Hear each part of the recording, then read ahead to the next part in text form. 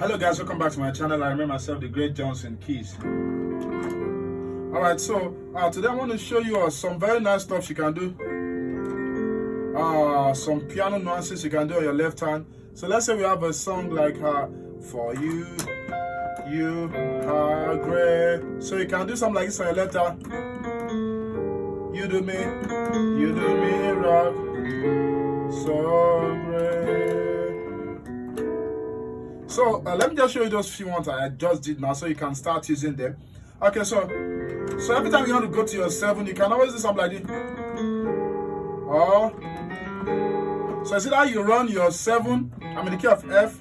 Is that you run your 7 from 7 all the way to your minor third, or you start running it from your flat 5 up to your minor third. So you do pa pa pa, you have your 7 chord. So that's E and A flat that way, and then you play your 6, 2, and 4.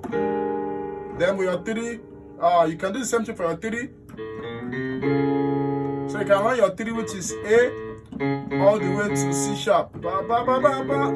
So you can do ba, ba, ba, ba. So you can always do that. Right. So you can always add that to your piano playing.